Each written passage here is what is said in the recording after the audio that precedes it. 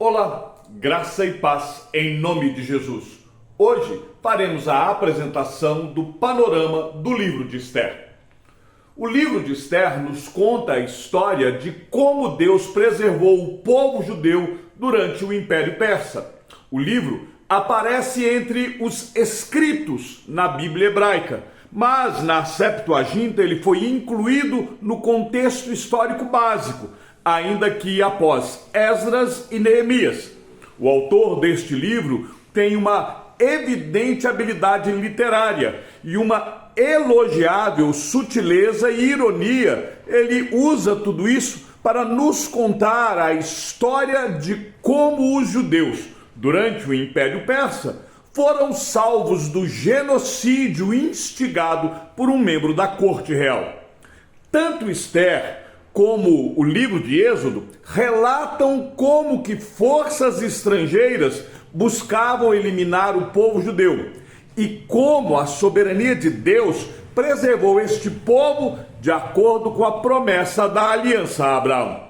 Na leitura dessa história de sobrevivência do povo judeu, nós podemos atentar para dois fatores que nos ajudam a fazer a história funcionar. O primeiro é literário. O autor é um mestre em contar histórias. Isso fica evidente pela maneira como os personagens são apresentados durante o enredo e também pela inclusão de detalhes irônicos e bem-humorados na trama. O segundo fator é religioso. É muito fácil percebermos a ação de Deus em todas as reviravoltas da história. Além de que, o conflito pessoal entre Amã e Mordecai é uma expressão de guerra santa por conta da origem de Amã. Daqui a pouco eu vou explicar melhor sobre isso. Mas, por enquanto, acompanhe comigo a leitura de Esther, capítulo 1, do versículo 1 até o versículo de número 3. Isto aconteceu nos dias de Assuero, o Assuero que reinou sobre 127 províncias, desde a Índia até a Etiópia. Naqueles dias, quando Assuero reinava na cidadela de Suzã, no terceiro ano de seu reinado, deu um banquete a todos os seus oficiais e servidores. O exército da Pérsia e da Média, bem como os nobres e os governadores das províncias estavam presentes. A narrativa se passa durante o Império Persa. Em Daniel, capítulo 9, versículo de número 1, aparece um outro Assuero, porém não se trata do mesmo Assuero de Esther. Os fatos descritos no livro de Esther ocorrem aproximadamente 50 anos mais tarde. Então, é importante que fique claro que o Assuero do livro de Daniel não se trata do rei Assuero da Pérsia, marido de Esther. O rei Assuero deste livro é o mesmo rei Xerxes. A pronúncia do nome deste rei em sua própria língua seria Quixaiaxa. A transliteração hebraica deste nome persa é Assuero, enquanto Xerxes representa o seu nome grego. Ele governou por volta do ano 486 a 465 a.C. O livro de Esther cobre o período de 483 a 473 do seu reinado. Conforme já falamos no panorama do livro de Esdras e também no panorama do livro de Neemias, o povo de Israel foi levado para o cativeiro durante 70 anos. E neste tempo ocorreram 3 retornos para Jerusalém. O primeiro sob Zorobabel, no ano 538 a.C. Esdras liderou o segundo retorno em 458 a.C. A história narrada no livro de Esther, ela acontece depois do retorno de Zorobabel e antes do retorno liderado por Esdras. O enredo da história em si é fácil de seguir. Começa com uma festa suntuosa dada pelo rei Assuero e a deposição da rainha Vasti, que tinha se recusado a vir e se apresentar diante dos convivas do rei. Isso leva, por sua vez, ao coroamento de Ester. Há uma série de intrigas que se desenvolvem dos capítulos 2 até o capítulo de número 7, mas o ponto alto da história está nas duas festas particulares que a rainha Ester realiza para Assuero e Ramã. Antes de seguirmos para o panorama do livro propriamente dito, eu quero destacar duas questões. A primeira é que nos 167 versículos do livro de Ester não veremos o nome de Deus ser mencionado. Isto também ocorre no livro de Cântico dos Cânticos. Também não vemos em Ester, diferente de todos os outros livros da Bíblia, nenhuma referência à lei de Deus ou à religião judaica. Porém, apesar do nome de Deus não ser mencionado, nós temos abundantes sinais de que Deus estava operando e cuidando do seu povo. O livro registra o livramento dado por Deus ao povo de Israel, ou melhor, ao povo judeu, de uma destruição que o ameaçava. Outra questão que eu gostaria de tratar é que muitas pessoas não entendem a razão do conflito entre Ramã e Mordecai. Mas deixe-me tentar ajudá-lo na compreensão deste conflito. O que ocorre é que quando os judeus saíram do Egito, eles foram atacados pelos amalequitas. Isto fez com que Deus pronunciasse uma maldição sobre os amalequitas, de que a memória deles seria apagada de sobre a terra. Durante o reinado de Saul, Deus ordenou que todos os amalequitas fossem destruídos, inclusive o rei Agag. Saul desobedeceu a ordem de Deus, desagradando assim ao Senhor. Porém, o profeta Samuel despedaçou o rei Agag. Em Ester, capítulo 2, no versículo 5, nós vemos que Mordecai era benjamita. Portanto, Mordecai era da família do rei Saul, enquanto Ramã era agagita, descendente do rei Agag. Ramã, como descendente de Agag, nutria uma grande hostilidade contra os judeus e mais ainda contra Mordecai, descendente do rei Saul, que desbaratou o povo amalequita. A época de Ester, ela se passa cerca de 550 anos depois da morte do rei Agag. Mas, apesar de todos esses anos, nem Ramã, o agagita, nem Mordecai, o benjamita, tinham se esquecido da hostilidade tribal que ainda ardia em suas almas. Por isso, Mordecai recusa a se inclinar diante de Ramã. E também por isso, Ramã queria que a todo custo o povo judeu fosse exterminado. Conforme o esperado, a profecia de Deus de extinguir os amalequitas e a promessa de preservar os judeus vão prevalecer.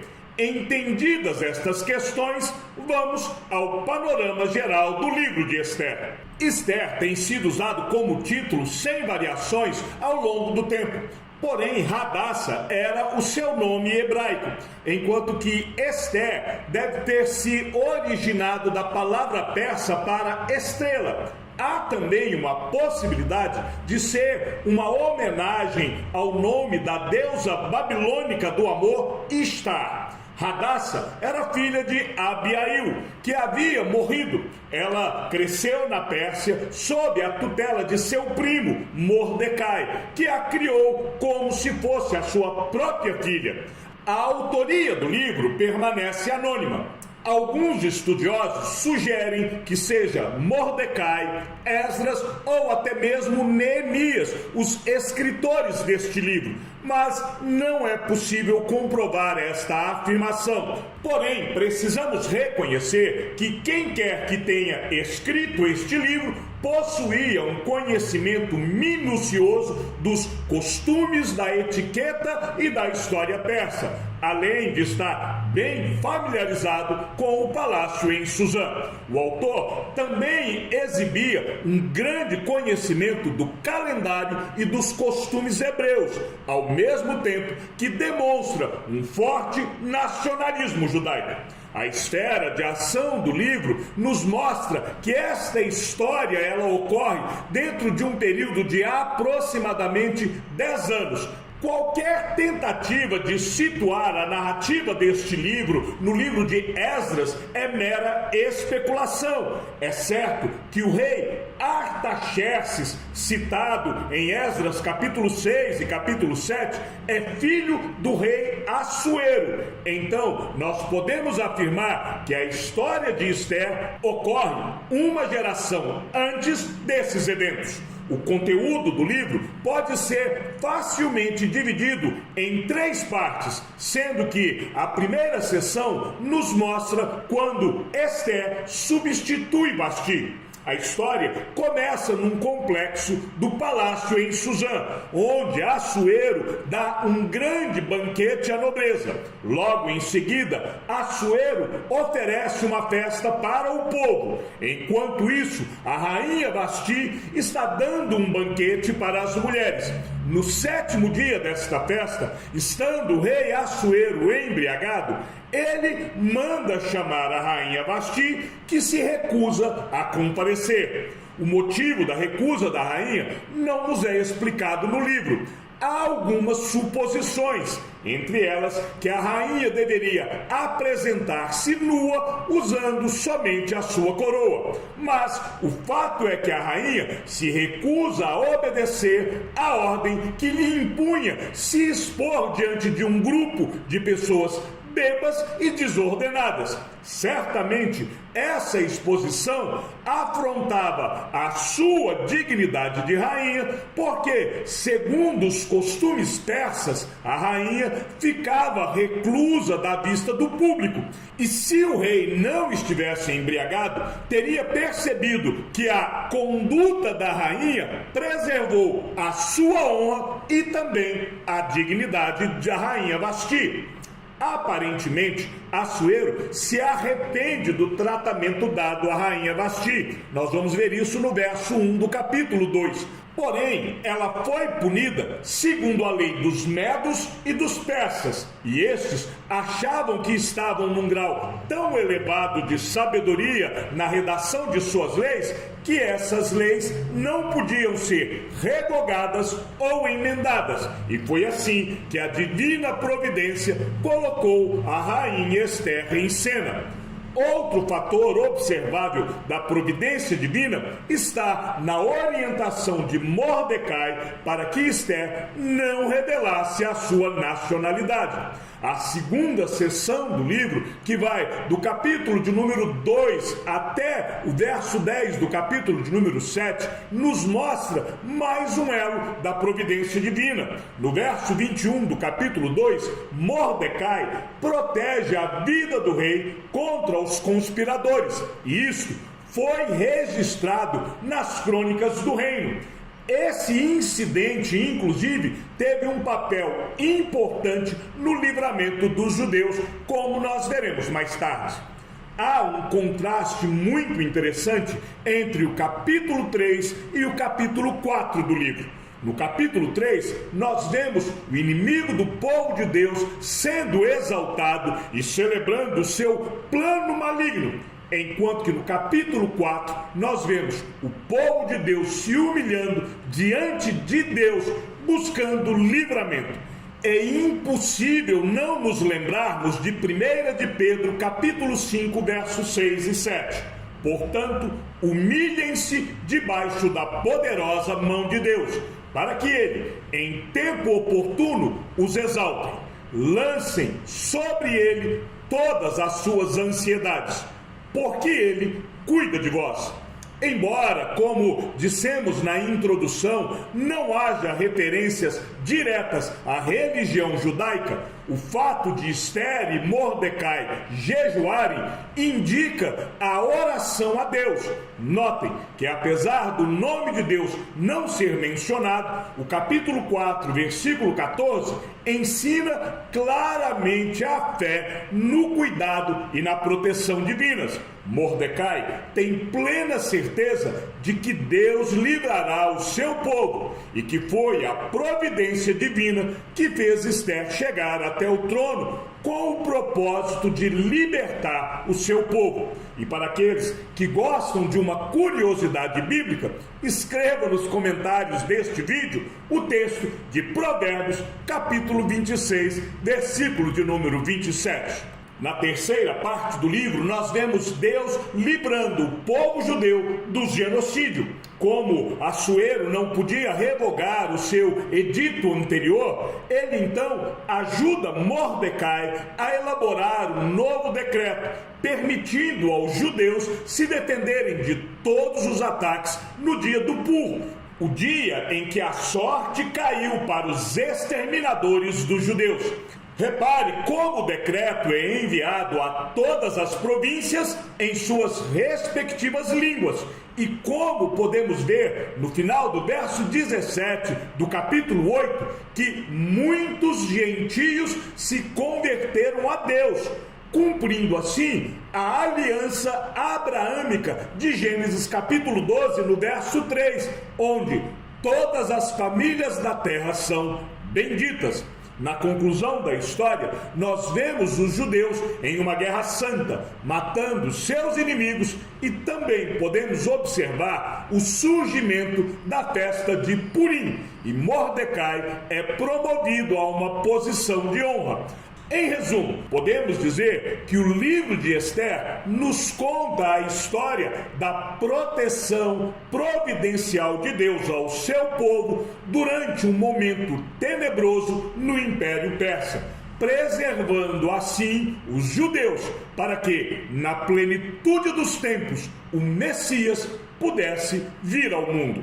Temos algumas grandes doutrinas que podem ser observadas no livro de Esther. A primeira é a celebração da fidelidade de Deus na instituição da festa do Purim. E a segunda é a promessa de Deus que preserva o povo judeu.